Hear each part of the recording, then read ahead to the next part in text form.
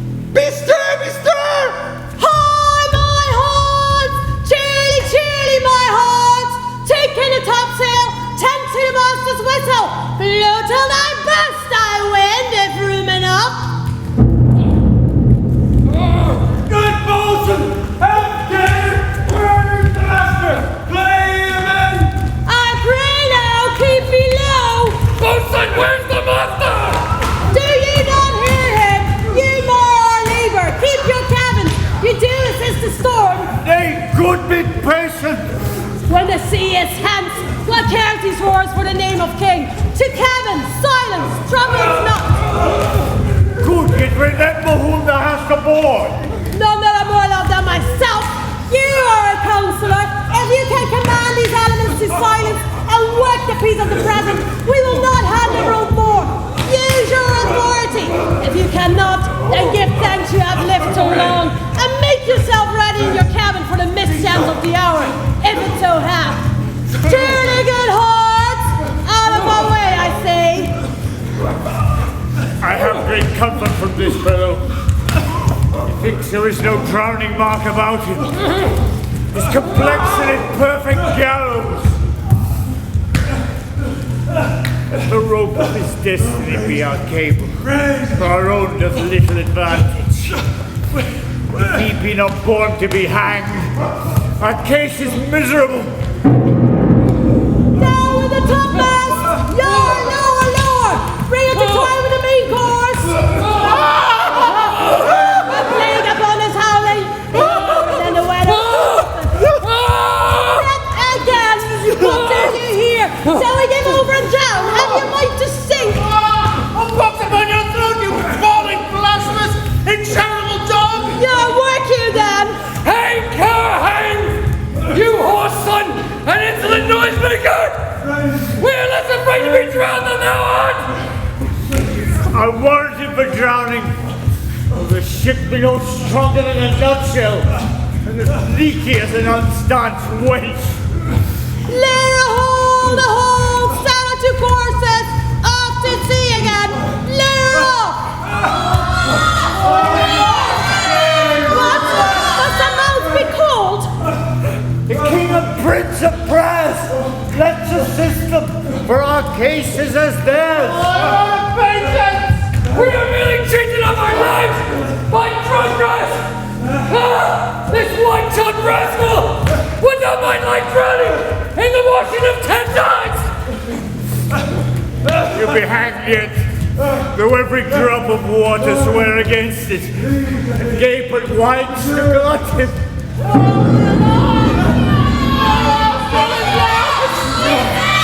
Let us think with a cave!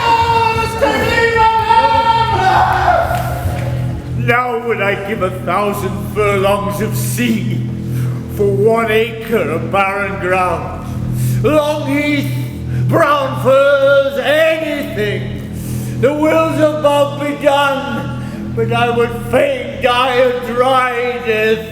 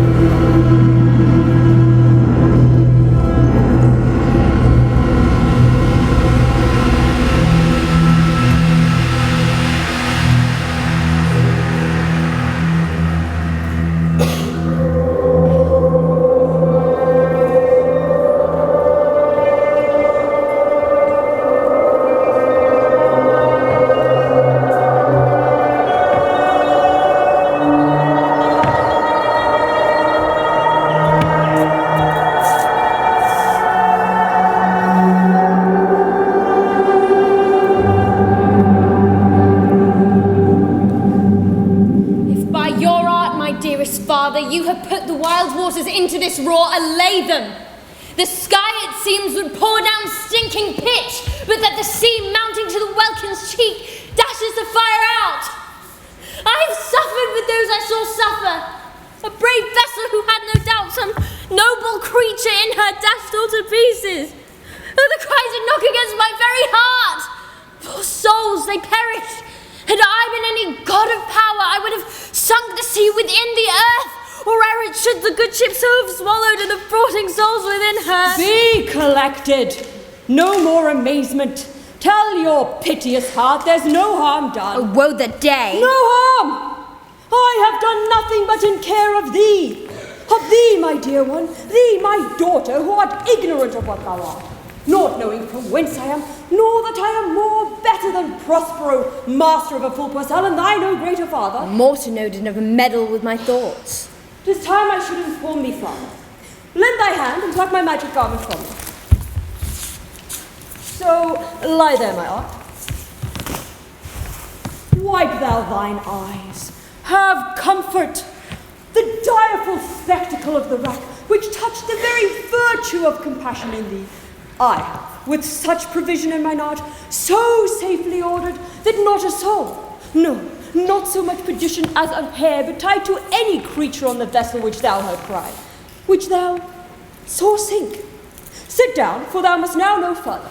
You have often begun to tell me what I am, but stopped and left me to a bootless inquisition, concluding, stay, not yet. The hour's now come. The very minute bids thee ope thine ears, listen, and be attentive. Canst thou remember a time before we came unto this south? I do not think thou can, for then thou wast not out 3 years old. Certainly, sir, I can. By what? By any other house or person? Of anything the image tell me that hath kept with thy remembrance? 'Tis far off, and rather like a dream than an assurance that my remembrance warrants. Had I not 4 or 5 women once that tended me? Thou hadst, and more, Miranda. But how is it that this sticks in thy mind? What seest thou else in the dark and backwards abysm of time? If thou rememberest aught ere thou camest here, how thou camest here thou mayest... But that I do not. 12 years since, Miranda. 12 years since. Thy father was the Duke of Milan and a prince of power. Sir, are you not my father? Thy mother was a piece of virtue, and she said thou wast my daughter. And thy father was the Duke of Milan, and his only heir and princess, no worse issue. To the heavens! What foul play had we that we came from thence, so blessed was we did? Both, my girl, by foul play, as thou sayest, were we